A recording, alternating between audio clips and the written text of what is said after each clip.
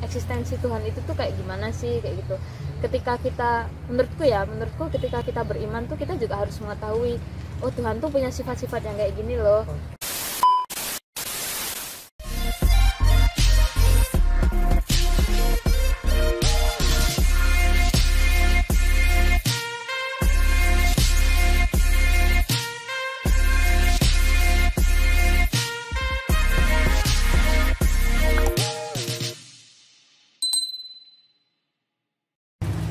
Halo teman-teman, kalian pernah dengar istilah ontologi, aksiologi, dan epistemologi? Nah, kira-kira jurusan apa yang salah satunya konsen mengenai hal itu? Nah, untuk menjawab hal itu, di samping saya sudah ada seseorang yang akan berbagi informasi mengenai jurusan tersebut. Namanya Uca. Kita langsung sapa saja. Halo Uca. Hai. Apa kabar? Baik. Oke, Uca, sebelumnya terima kasih, thank you banget karena udah mau ngobrol-ngobrol soal jurusan perkuliahan S1 mengenai jurusan yang dulu kamu ambil sewaktu kamu kuliah di S1. Ya. Tapi sebelum kita ngobrol-ngobrol lebih lanjut, boleh kiranya Uca memperkenalkan diri terlebih dahulu, nama, kemudian jurusan yang diambil dulu, dan aktivitas saat ini. Oke. Halo, gue Uca. Pakai gue nggak apa-apa ya? Nggak apa-apa. Aku Uca. Aku dulu S1 di Filsafat UGM angkatan 2015. Aktivitas saat ini lagi sibuk ngerjain tesis aja sih. Yes, Oke. ya. Jadi sekarang kuliah di mana? Di PSPSR bareng Abizar. Oke, jadi Uca ini teman saya. Namanya Nova kan tadi. Saya biasa panggil Uca. Uca ini teman sekampus saya di jurusan Pengkajian Seni Pertunjukan dan Seni Rupa. Dan dulunya jurusan Filsafat ya. Betul. Oke, Cak. Aku mau nanya soal jurusan filsafat nih, karena jujur aku juga nggak terlalu paham soal jurusan ini. Jadi aku mau tanya, di filsafat itu kita akan belajar tentang apa aja ya? Oke. Jadi sebenarnya kita belajar banyak banget hal. Kayak matkul dasarnya itu ada epistemologi tadi, kayak tadi yang disebutin kan, epistemologi, ada ontologi, aksiologi, terus ada aku lupa, udah lama banget nggak belajar sih. Ya, ada matkul dasarnya itu 3 macam. Terus nanti dari matkul dasarnya itu ada cabang-cabangnya lagi. Jadi kayak etika, estetika kayak gitu, itu cabangnya aksiologi. Terus ada nanti belajar filsafat ilmu juga, logika. Terus nanti dari situ ada konsennya, ada 4 konsen. Konsennya itu ada sospol, terus religi budaya, etika, sama iptek. Jadi kita juga belajar iptek, kayak kedokteran kayak gitu, atau fisika deh contohnya nih, fisika ada rumus E sama dengan MC kuadrat kayak gitu kan. Kita belajarnya kenapa nih ada rumus E sama dengan MC kuadrat kayak gitu. Jadi mempertanyakan rumus ya? Iya betul, mempertanyakan kayak kenapa sih ada rumus ini, kayak sampai akar-akarnya kayak gitu. Gitu. Radikal, jadi radikal di tipe kita itu belajar sesuatu sampai ke akarnya. Keren lo, baru tahu loh guys. Jadi kalau jurusan lain itu sibuk dengan menghafal rumus, kalau di filsafat itu sibuk untuk mengetahui, mempertanyakan rumus itu dari mana asalnya, kenapa ada rumus itu gitu. Keren. Terus apa lagi tuh? Terus ketuhanan gitu biasanya itu identik tuh sama anak-anak filsafat tuh. Iya, jadi dulu ada cerita lucu sih, sempet kayak aku kan di boarding school, school gitu, terus masuk ke filsafat, ditanyain, Cak, emang nggak takut masuk filsafat? Kenapa? Ntar hilang syahadat loh. Hilang syahadat. Gitu. Jadi masuk filsafat hilang syahadat kayak gitu, kayak wow. Jadi di perspektif orang tuh kayak gitu. Tapi sebenarnya enggak sih. Oke, mungkin kita sempet ditanyain kayak pas masuk filsafat tuh, kamu percaya Tuhan nggak? Kayak gitu, tiba-tiba dosen nanya kayak gitu. Apa nih? Kayak, mungkin kalau di pertanyaan orang awam kayak percaya Tuhan nggak? Wah, ini penistaan kayak gitu. Kenapa masih mempertanyakan Tuhan kayak gitu kan? Tapi kalau di kita itu lebih gimana ya? Eksistensi Tuhan itu tuh kayak gimana sih kayak gitu. Ketika kita, menurutku ketika kita beriman tuh kita juga harus mengetahui, oh Tuhan tuh punya sifat-sifat yang kayak gini loh. Oh Tuhan tuh ada di dalam hati kita. Di dalam hati kita beneran nggak nih? Di hati kita beneran apa cuman di pikiran kita aja kayak gitu. Itu mempertanyakan hal yang kayak gitu. Gitu sih. Oke, keren banget sih, menarik sih ini. Terus kenapa Uca sampai memilih jurusan filsafat? Kenapa sampai Iya. ya karena tadi di boarding school kan. Iya. Terus kayak ada pembagian gitu kan, dulu aku masuknya lewat jalur SNMPTN. MPTN. SNMPTN terus kayak biar setiap anak itu bisa dapat kuota di UGM. Oh, I see. Jadi kayak kamu jurusan ini ya, kamu jurusan ini, kamu jurusan ini. Dan kebetulan itu kayak jurusan favorit udah diambil semua sama teman-temanku. Sisanya filsafat aja. Oh gitu. Apa nih filsafat kayak aku nggak tahu apa-apa tentang filsafat ya.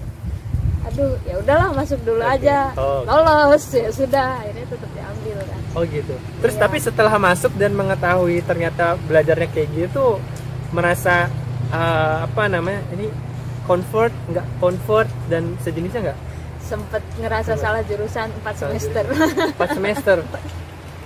Jadi sampai aku ngambil konsen itu baru ngerasa kayak aku ternyata nyaman ya di filsafat, aku nyaman belajar ini kayak, ternyata paham kalau ini tuh jalannya kayak gini gitu loh. Karena kan dulu sempet belajar sejarah filsafat itu kayak mempelajari filsuf-filsuf dari Yunani kuno, terus sempet belajar filsuf Islam juga, filsuf Cina kontemporer kayak gitu. Jadi kayak semuanya kita pelajarin gitu loh kan. Iya. Kayak aduh apa nih pemikiran filsuf satu dengan yang lain kan beda-beda. Beda. Ya kita harus paham semuanya gitu loh. Aduh baru sampai masuk semester 5 itu semester 5 kan ambil konsen. Aku ambil konsen sospol kebetulan. Yang kayak aku banget gitulah, di situ ada bahas tentang gender, ada bahas tentang politiknya kayak gitu. Terus setelah ambil konsen sospol itu, karena konsen kan anaknya dikit ya, cuman 5 orang sekelasnya itu 5 sampai 8 orang. Jadi kita lebih intens diskusinya sama dosen. Jadi kayak kelas itu nggak pernah ada kayak di konsen ya, Iya. kayak bangku depan belakang gitu. Tapi kita ngelingkar. Jadi selalu ngelingkar, di kelas itu diskusi aja. Ayo kamu kemarin baca apa? Bacaanmu gimana? Coba direfleksikan kayak gitu. Jadi tiap hari refleksi kayak gitu. Oh my god. Tapi itu jadi seru gitu Iya. loh. Jadi kita latihan ngomong di situ, latihan mungkin debat di situ juga kan. Itu sih Nah, apa yang membuat Uca akhirnya nyaman di jurusan filsafat? yang akhirnya membuat nyaman. Kayak akhirnya tuh sadar bahwa ya ternyata belajar tuh seseru ini kayak gitu. Tadinya kan aku karena aku di boarding dan sempet ngajar juga, jadi kayak ngatur waktunya masih keteteran banget gitulah, masih susah banget. Terus mulai masuk semester 3 itu IPK aku turun. Masuk semester 3 tuh IPK aku turun, terus sakit juga kan. Waktu itu sakit cukup parah. Terus habis sakit itu recovery itu kayak aku nggak punya teman belajar waktu itu. Kayak, aduh gimana ya nyari cara belajar yang asik tuh gimana. Akhirnya aku kayak searching, nonton YouTube segala macem, nyari cara belajar yang asik versi aku kayak gimana. Ternyata versiku tuh kayak nulis pakai catatan kecil, sticky notes kayak gitu.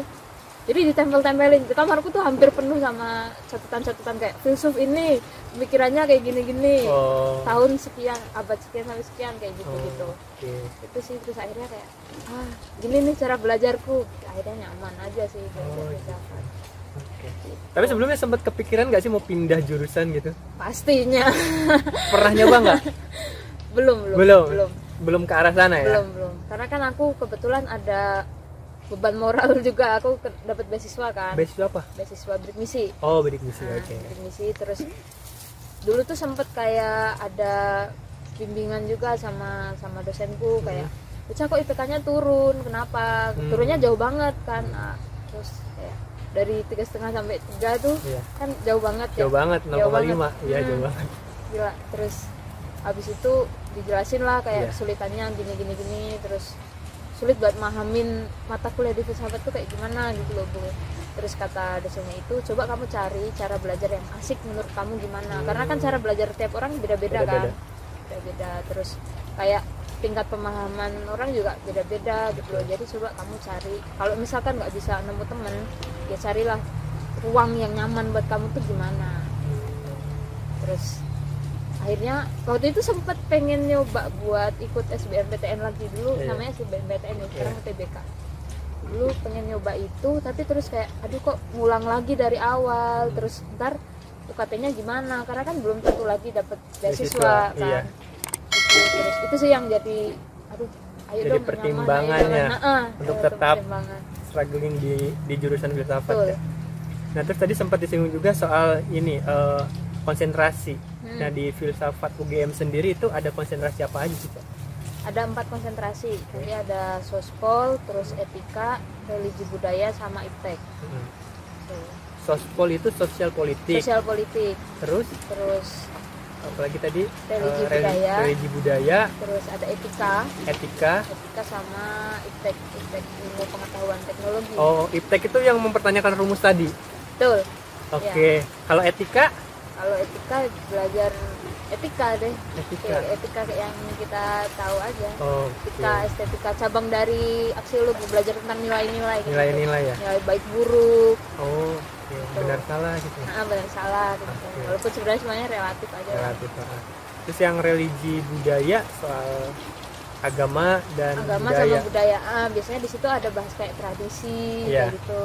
Terus kontekstualisasi tradisinya itu tuh kayak gimana sih? Asal mula tradisi ini dari mana? Oh, Saya belajar itu. Oh iya, kita juga ada mata kuliah filsafat Nusantara. Itu satu-satunya mata kuliah di Asia Tenggara. di Asia Tenggara. Iya, cuman di UGM doang. UGM. Filsafat Nusantara tuh filsafat Indonesia gitu. Iya, atau kalau nggak salah malah satu-satunya di dunia, aku lupa. Karena cuman belajar tentang budaya yang ada di Indonesia, kayak misalkan Ngaben nih. Iya. Ngaben nih asalnya dari mana? Terus sejarahnya kayak gimana? Kayak gitu sih lebih ke konteks itu. Indonesia banget gitu ya. Indonesia. Nah ini yang paling penting juga Cak. Jadi kuliah di filsafat itu nanti prospek kerjanya ke depan kayak gimana ya Cak? Jadi dukun. Jadi dukun. Karena banyak mikir ya, banyak mempertanyakan sesuatu gitu ya.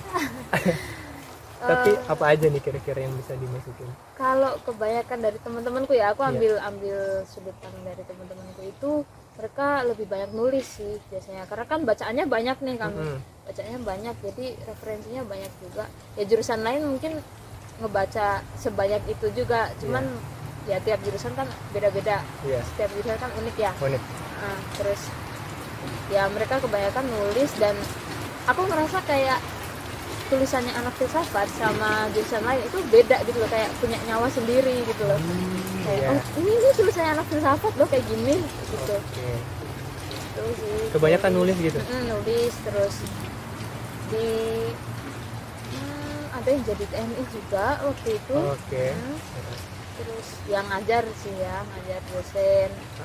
Jadi nulis tuh nulis fiksi, non fiksi atau apa? Penelitian Apa aja, cuman aja? kebanyakan lebih ke mereka kayak punya blog sendiri, dan blognya itu kayak di open buat orang-orang, jadi ada yang bayar gitu. Oh gitu. Itu sih, ada yang kerja di NGO juga. Ada di NGO juga. Terus apa lagi ya, itu sih kebanyakan yang aku tahu dari teman-temanku. Oke. Itu keren sih. Sebenarnya gini sih, sebenarnya mau jurusan apapun kerjaan sih pasti selalu ada gitu. Benar. Gimana kitanya aja. Benar. Kita passionnya di mana itu bisa juga jadi kerjaan kita nantinya gitu kan. Jadi sebenarnya nggak usah takut juga sih soal kerjaan. Banyak kok kalau kerjaan nanti setelah lulus gitu ya. Betul. Who knows, siapa tahu kalian juga nanti setelah lulus kuliah bisa langsung dapat beasiswa untuk lanjut S2 kan, kita nggak pernah tahu gitu. Atau langsung dapat kerjaan gitu yang apa namanya ya, nyaman dari segalanya sesuai passion gitu kan, kita nggak pernah tahu. Oke, keren sih Cak, ini unik banget sih Cak. Karena filsafat tuh kayak fleksibel aja sih, mau masuk kemana aja gitu loh. Buktinya aku sendiri kayak aku ambil jurusan nih seni kayak gitu ya, seni juga dipelajarin di filsafat. Betul. Di estetika kan. Estetika itu juga ada belajar seninya juga kayak gimana gitu. Jadi kalaupun aku mau masuk seni, mau masuk psikologi, mungkin manajemen, ya kita udah belajar dasarnya at least gitu loh. Jadi kayak tinggal ngelanjutin doang. Kayak gitu, kayak kita udah dibukain jalan nih. Dulu aku mikirnya kayak aduh filsafat nih belajar apa nih, dasar doang kayak gitu. Ternyata dasar itu kayak ngebukain jalan buat ntar kita kedepannya mau kayak gini loh. Cak, aku penasaran ya Cak, ada nggak sih maksudnya kedepannya gitu untuk pekerjaan itu anak filsafat itu jadi orang-orang pemikir soal kebijakan gitu-gitu nggak sih? Bisa Bisa di ya? kementerian gitu Iya, ya. Nah, yang bisa mengkritisi soal kebijakan atau yang membuat kebijakan Bisa. gitu-gitu. bisa karena kita juga belajar tentang waktu itu belajar tentang apa ya, etika kayak gitu kan, belajar tentang baik buruk gitu Iya, ya benar-benar. di situ. Terus nanti kayak kebijakannya kayak gimana, atau mungkin lebih ke kayak karena kita dilatih buat berpikir kritis kan, Iya. jadi kayak semua hal dipikirin. Nah, benar itu dia. Kayak gitu. Bisa ya sebenarnya. Bisa Oke. atau lebih ke arah HR juga bisa sih. HR, HRD maksudnya. HRD, Oh, iya. HRD gitu bisa. Tentu ada yang jadi HRD juga, kerja di bank. Kerja di bank. Ya, Kayaknya itu kerja di bank semua jurusan bisa semua ya. jurusan. Tapi sekarang udah ada pengecualian, biasanya pendidikan sama kesehatan nggak bisa. Gitu. Ya udah. Ini keren banget sih. Terakhir, Cak, mungkin pesan-pesan buat teman-teman. Kira-kira apa nih? Dan buat teman-teman rajin Yang belajar. ya, yang minat jurusan filsafat nih. Jangan. Yang itu dikat ini. Apa nih pesan-pesan buat teman-teman yang berminat masuk ke jurusan filsafat? Oke, mungkin lebih banyak baca ya, karena di jurusan kami itu kan bakal banyak banget baca nih.